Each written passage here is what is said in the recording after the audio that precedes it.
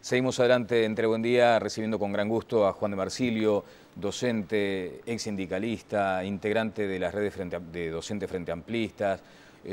Poeta, puede decirse. Juan, buen día, ¿cómo le Puede va? decirse, ¿por qué no? Hemos perpetrado algún verso por ahí. Exactamente, buen día, ¿cómo anda? ¿Bien? ¿Viene usted? Bien, bárbaro. La poesía en retirada, ¿qué sensación tiene a veces cuando uno cree que la poesía ya fue, como se No, dice? en Uruguay no se puede decir eso, tenemos muy buenos poetas y tenemos muchos lectores de poesía a su pesar, pues muchos de nuestros lectores y nuestros letristas de canciones tienen textos de gran calidad poética que se podrían defender muy bien solitos como poesía de libro.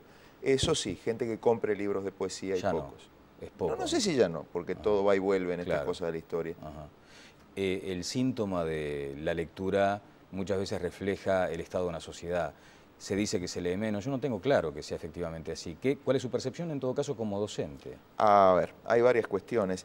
La primera, se lee menos libros incluso en formato electrónico. Ajá. El formato electrónico y la informatización no resuelven el acercamiento al libro. Yo me acuerdo hace unos 10 o 12 años en un foro al que fui en Brasil, Frei Beto, hablando de estas cuestiones de educación y lectura, decía cosas como que los muchachos están enojados con sus profesores porque no los pueden apagar ni cambiar de canal y que la antigua práctica de leer libros largos con principio, medio y fin, que era el alumno para el cual a uno lo prepararon como profesor de literatura, ¿no? Y uno tenía que mejorarle el gusto de lectura. Esa práctica, decía, de leer libros con una extensión y un orden, permitía luego estudiar otro tipo de mensajes complejos. Entonces, hoy día, el gran hándicap, muchas veces indetectado porque no da rédito político partidario, y estoy hablando en general, esto se lo dice un hombre de partido, es decir, no es un palo para ningún partido en particular, es el acceso de los muchachos desde muy tierna edad a la cultura escrita. El ser humano todavía no tiene cómo manejar conocimientos abstractos sin la palabra y no tiene cómo registrar conocimientos abstractos complejos y extensos sin la palabra escrita, más allá que sea en formato digital, etc.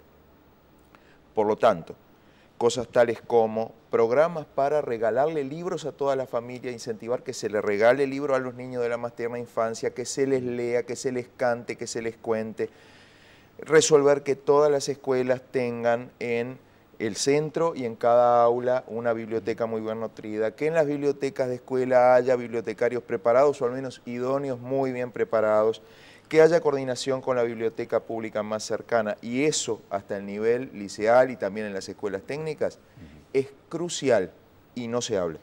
Qué interesante reflexión. Y no se habla, crucial y no se habla. No da votos, porque no se resuelve en 5 años. Bueno, es a veces angustiante también esa sensación. ¿Se siente un profe de la vieja guardia, digamos? Bueno, yo soy un muchacho del siglo XX de camino hacia el futuro. Seamos claros, cuando llegó el 2000 yo tenía 37 años, Dante con 2 menos decía en el meso del Camín de Nostravito, o sea, uno ya llegó a la mitad. Capaz que tengo la relativa suerte de que la biología, como se usa decir, sea piadosa conmigo y estoy jorobando hasta los 80 y pico, 90. Pero en muchos aspectos uno tiene recuerdos de 30 o 40 años. Entonces, soy un humano de la vieja guardia. ¿Sabe por qué le decía, Juan? Porque muchas veces se advierte cierta precarización en todos los ambientes, en todos los ámbitos, desde el Parlamento, pasando por el sistema político, el periodismo, la docencia. ¿Esa sensación tiene usted también respecto a su área de interés? A ver, no me quiero poner en manriqueño vulgar y decir que todo tiempo pasado, etc. No, claro. Hay cosas en las que hemos mejorado y mucho. Fíjese que un gurí bien preparado, con todos los medios informáticos a su alcance. Por eso es que el plan Ceibal es una cosa buena, aunque no es buena para lo que se dice que sirve. A ver, ¿cómo es eso? Claro, es bueno porque le da acceso y conectividad informática a la gurizada. Sí. Es bueno porque le permite acceder a un montón de informaciones. No le va a permitir leer mejor si no le enseñan bien a leer. No le va a permitir tener hábito de estudio si no le enseñan a estudiar. ¿Se entiende? Puede ser un útil. Un problema que hemos tenido en estos 25 años es que hemos apostado a una sola política providencial, o el plan Ceibal, o la educación sexual, o la educación en valores. No integral. Sin duda. Y muchas veces a un hombre providencial. Rama lo va a hacer. Y no tengo nada personal contra el profesor Rama, yo no tuve trato con él nunca. Esa es la sensación que le queda a usted, que muchas veces son más bien actitudes voluntaristas, ¿acaso? Ni siquiera, reitero, es reducir a la lógica de política democrática, que está bien que cada 5 años tenga que captar el voto del elector, que está bien que implique la confrontación de partidos, pero reducir a esa lógica el problema educativo, que es mucho más largo que esa cuenta quinquenal. Fíjese usted que educar a un hijo, dar por educado a un hijo, más allá de que son los nenes para nosotros hasta cuando tienen 40, yo soy el nene para mi mamá, así que figúrese. Educar a un muchacho lleva 14, 15 años para resolver lo básico. Usted lo puso en el jardín de infantes o en el maternal al año, a los 2 años, y después lo depositó en la universidad a los 18 si las cosas marcharon bien. ¿Está claro? Hay varias elecciones en el medio. Entonces, debemos darle tiempo a las políticas a que puedan madurar e ir siendo corregidas, pero sin pausa y sin prisa. No urgidos por la crítica, el tirarse baldes de críticas por no nombrar otra cosa más olorosa a unos actores políticos a otros. ¿Se entiende? Además, en ese sentido, nosotros tenemos un insumo de tradición. El propio Varela decía que hay que separar la gestión educativa de los avatares de la política partidaria. En una época en que la política se hacía con lanzas o llamando al ejército profesional, también, en la época de la Torre. Pero el principio básico sigue estando ahí. De Marsilio, usted ha dicho reiteradamente que es un gran defensor del sistema democrático, que valora lo que es la madurez muchas veces del sistema político en sí mismo, pero advierte que muchas veces eso que usted está diciendo se politiza demasiado. ¿No tenía muchas expectativas antes de aquel acuerdo multipartidario que se firmó? Mire, ¿qué es un acuerdo nacional? Es un acuerdo que no es solo partidario. ¿Qué ocurre? Muchas veces nosotros decimos, los partidos representan a toda la ciudadanía. ¿Eso es cierto? Sí y no. A ver. Es cierto en lo que Gramsci, un pensador italiano, llama sociedad política. Claro. Pero en términos de sociedad civil, hay muchas otras instancias de representación que también deben ser escuchadas. ¿Qué quiero decir? En algunos aspectos, a mí que soy católico militante, me representa la Iglesia Católica. En otros no. En algunos aspectos, a mí que soy trabajador sindicalizado, me representa mi sindicato. En otros no. En algunos aspectos me representa mi partido, o mi club de bochas, o mi sociedad barrial. Digo esto porque si nosotros ignoramos que para armar el puzzle bien hay que armar el puzzle con todas las piezas, vamos a seguir frustrando al país, intentando desde arriba hacia abajo, con acuerdos de actores políticos profesionales que legítimamente tienen que conseguir que se los vote cada 5 años, no estoy cuestionando eso, armando una serie de propuestas de solución que van a ser claramente carentes en lo técnico, en los tiempos, en lo presupuestal. Si no, fíjese usted, nosotros tenemos, por ejemplo, en la discusión instalada, la falsa oposición, administrar mejor el presupuesto, aumentar el presupuesto. Sí. Hay aspectos en los que hay que administrarlo mejor, es obvio. Por ejemplo, el mantenimiento edilicio. Si usted le sigue reasignando obras, como ha pasado más de una vez en secundaria, y ahora están tratando, están haciendo esfuerzos de resolverlo. Ojalá funcionen. La misma reparación al mismo técnico que con diversas razones sociales, porque fue armando empresita tras empresita, le hizo un desastre en la azotea de tal o cual liceo. En un caso, por ejemplo, haber impermeabilizado con malla, sombra y alquitrán. Y le sigue dando obras así. Ahí es un claro asunto de gestión y administración. Usted no le puede volver a adjudicar. Ahora, si usted piensa en que no tenemos cargos de psicopedagogo en el Estado, no en la enseñanza estatal, ni de psicomotricistas formales, los suficientes, que debiera haber en todo instituto, ahí usted tiene que asignar los recursos, tiene que generar más dinero para crear esos cargos. ¿Por qué? Porque los necesita. O sea, administrar mejor los recursos que ya son importantes desde su punto de vista. Administrar los que tenemos y para algunos rubros asignar más.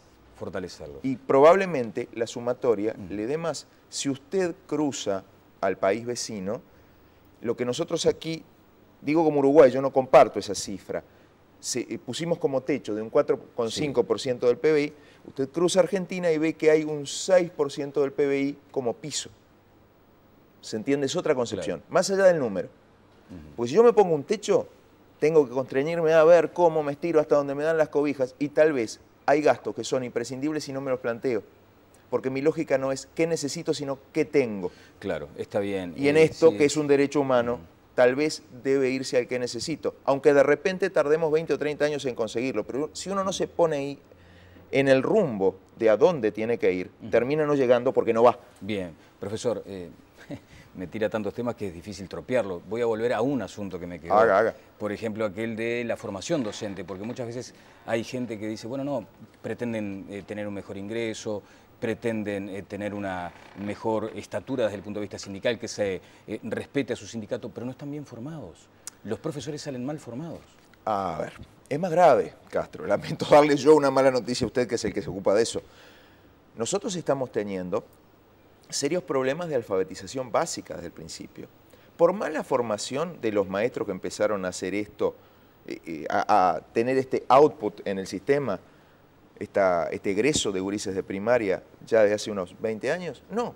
Sencillamente porque empieza a ser mucho mayor el número de maestros que tienen que sí o sí salir de una escuela para otra o para otro trabajo fuera de la docencia, sin tener los tiempos materiales para quedarse en la escuela con 30 cuadernos, ver falta de ortografía por falta de ortografía, hacer un encare personalizado de la dificultad de cada chiquito, ver exactamente qué derivación, si este es para psicólogo, para psicomotricista, y llamar padre por padre y estarle siguiendo la pista hasta que venga. Y con todo y eso hoy día tenemos maestros que se desloman para lograr eso. Ahora, ¿qué ocurre? Si usted acumula eso, va a tener un montón de gente que llega a la educación terciaria con baches en su formación. Y le está pasando en todas las facultades. Ahora, vea lo que es la mirada diferencial para encontrar un problema solo y una solución sencilla que no existe. Solo se nota o se subraya más que en ningún otro lado en los docentes. Claro. Y otra cosa más. Sí. El docente se debiera autoformar permanentemente. Ahora, con mi sueldo, con mis 3 sueldos de 3 trabajos, yo no logro tener lo suficiente para comprar los libros que debiera comprar porque no tengo tiempo de ir a consultarlos en una biblioteca porque no están abiertas en su horario habitual de las 3 de la mañana. Esa es la reivindicación del docente. Primero, yo soy el encargado de dar las noticias, que no considero que sean buenas ni malas, ¿no? Son noticias. Son noticias. Pero ahora voy a otro punto que usted mencionaba. Ha sido crítico con algunas actitudes, con algunas conductas del propio sindicalismo. ¿Qué advierte allí? ¿Una patología? ¿Intereses radicales? Usted ha hablado de grupos radicalizados. Sí, lo que veo son diversas maneras de pensar, pocos puentes para hallar acuerdos operativos. Es muy difícil ponerse de acuerdo en pensar como piensa el otro. Muchas veces, cuando se discute, se es recíprocamente irracional con el otro. No puedo entender cómo tú pensás así. Ahora, uno debe respetar que lo mismo que uno, el otro parte de supuestos, que ninguno tiene la realidad conocida tal como es, eso le es imposible al humano, y buscar acuerdos operativos. Muchas veces fallan esos puentes. Y yo creo que el problema de los sindicatos docentes a los que pertenezco con amor y orgullo, entonces uno critica lo que ama, uno se enoja con lo que ama. A lo que odia, lo odia, no se enoja con ello, es otra cosa. Yo amo a mi sindicato. Se resolvería con más profesores de a pie, con más afiliados de a pie, participando, y en el ámbito de una asamblea donde podemos hablar con libertad y a veces se puede relativamente allanar el discurso, si no sea nabo, estamos para otra cosa. Hay otros ámbitos donde no corresponde decir no sea nabo. ¿Usted entiende que hay presiones? Bueno, vamos a hablar del presidente Mujica, pero hay presiones también en el sindicalismo, hay grupos de poder que generan aquello del quórum y votan lo que se les canta, entonces no tengo yo derecho al reclamo porque no fui a la asamblea. Hay una cultura de el que va, decide. Es una larga cultura que tiene sus pros y sus contras. Le aclaro que en mi sindicato en particular no hay quórum para las asambleas. Esto se resuelve si Juan Pueblo, el profesor Juan Pérez, el profesor de a pie, toma en sus manos el destino de una herramienta que es de él. ¿Por qué no lo toma, Juan? Es difícil. Los profesores, yo mismo estuve muchos años sin militar en mi sindicato. Los profesores somos bichos de alumnos y de libros, tenemos muchas cosas que estudiar, tenemos familia como cualquiera, pero creo que lo mismo que uno tiene la terca insistencia de explicarle 28.000 veces al alumno, deberemos insistir con que los compañeros vayan y persistir en la fe, en el terco optimismo en que si van todo mejora, porque es con gente. Bueno, con esa lógica, con ese razonamiento, ustedes entendieron que había que agrupar a los docentes frente amplistas en una suerte de, no sé si decirlo sindicato adjunto, pero sí... No. A ver, ¿de qué se trata eso específicamente? Es un comité de base funcional, sí. Está resolviendo su formación, porque hay muchos compañeros que militan en otros comités y tienen que procesar los traslados, y no es cuestión de vestir un santo para desvestir otro. Sí. Que se ocupa de lo sindical porque se ocupa de todo lo educativo. Ajá. Y el sindicato es parte.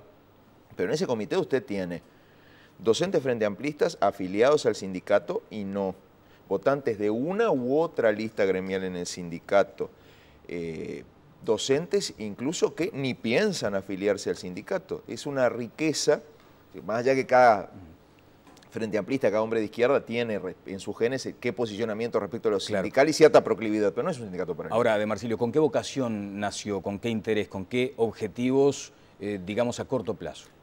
A corto plazo, primero, hacer un sinceramiento y volver más serio el debate en lo educativo, incluso desde nuestros compañeros, que como dice un amigo, se han tenido que poner corbata y ministerios, y de nuestros compañeros gobernantes. Primero eso. Segundo, procesar las inquietudes técnicas que muchas veces formula en la sala de profesor o en las ATD o en diversos ámbitos el profesorado en clave política, cosa que le es muy difícil a los compañeros gobernantes o legisladores por no ser del métier. Claro. En tercer lugar, procesar las actitudes de la oposición, los gestos políticos sobre el campo educativo de la oposición, también en clave técnica. Porque muchas veces el opositor puede estar proponiendo algo bueno, que procesado no debe generar el rechazo natural de él lo dice el otro. ¿Integrarían a Graciela Bianchi ese grupo? Si ella Frente Amplista se hace adherente del Frente Amplio y viene, sí, sin duda, probablemente tengamos unas francas y frontales discusiones, pero al Frente Amplista eso no lo arredra y está bueno que sea así. Ella dice ser Frente Amplista. Si ella viene, firma la ficha, mire, tenemos a la compañera por partida doble, compañera del Partido Socialista y del Frente Amplio, expulsada de ADES Montevideo, Estela Lem, que en ese ámbito participa y discute con compañeros que han votado su expulsión. Cuando la escucha Bianchi, ¿qué sensación tiene? ¿Que también es un agente político de pronto o no? Mire, Graciela es muchas cosas. Es mi directora por 2 veces. Es la persona con la que confronté en sus cargos jerárquicos cuando yo era sindicalista y ella estaba primero en el consejo, el consejo secundaria, digo, y después en el CODICEN. Es una persona con la que hemos tenido algunas agarradas del respeto. Por lo tanto, de nuevo, si uno habla con un montón de alumnos, con un montón de padres de alumnos, podríamos hablar con la profesora Bianchi en cualquier ámbito que le corresponda. Reitero, si es adherente al Frente Amplio, si no tiene, como yo tampoco debiera tenerla, si me considero Frente Amplista, algún tipo de militancia político-partidaria paralela, ¿qué problema? Bien, usted... digo más, sí. Fue el compañero Tati Sabini a una de las reuniones porque es diputado y quisiéramos que todos los legisladores se hicieran presentes de vez en cuando. No los vamos a enclaustrar ahí cuando tienen que estar en el edificio conforme a torta de cumpleaños, pero... Bueno, usted, yo, todos escuchamos al presidente de la República en su discurso de Asunción diciendo educación, educación, educación. Seguramente sí. Le nació la esperanza. Después lo escucha hablando en esa terminología tan peculiar del presidente.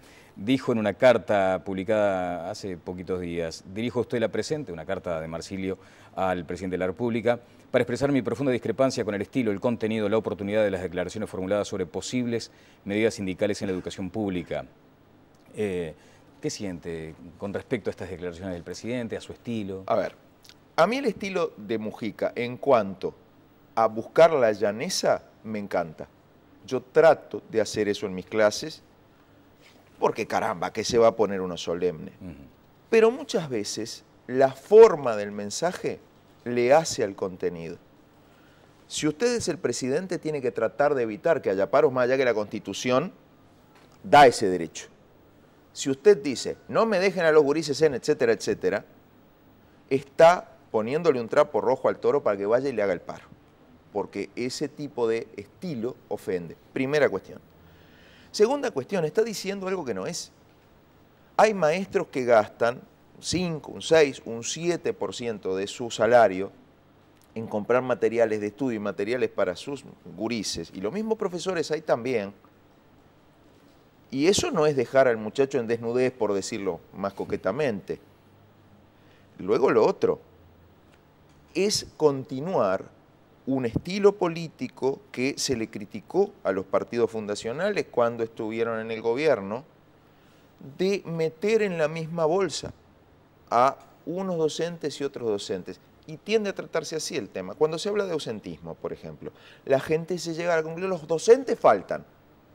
A ver, a mí me está doliendo en el alma estar en estos días en Balneario Solís, en la Asamblea Técnico Docente, porque no veo a mis gurises.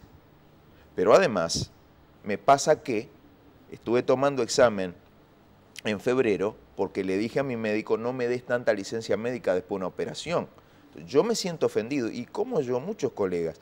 Máxime, cuando era aún consejera del CODICEN, la profesora Lilian Delía, dio difusión un estudio que marcaba que sobre un 7% de los docentes de secundaria, 7%, recae el 60 y largos por ciento de las faltas injustificadas. ¿No habrá que empezar a cortar la tela por ahí? Porque el Estado tiene ordenanza para decirle, señor, no haga más eso o lo sanciono. Y para sumariarlo y hacer lo que hay que hacer. Claro, después hay que tomar toros más difíciles por las astas. Con el salario que pago no tengo profesores. Entonces tengo que designar al faltador que sé que no va a ir para que no parezca que no tengo profesor. Por eso le hablo del sinceramiento. Exactamente. Dice, en cuanto al contenido, aparte de lo ya adelantado en el párrafo anterior, discrepo con lo que usted no dice, o por lo menos no insiste lo suficientemente en ello, que hay carencias graves en lo edilicio, en los recursos humanos, tanto docentes como técnicos administrativos y de servicio. Y también habla de las remuneraciones. ¿Obtuvo respuesta a la carta? La quisiera obtener en los hechos.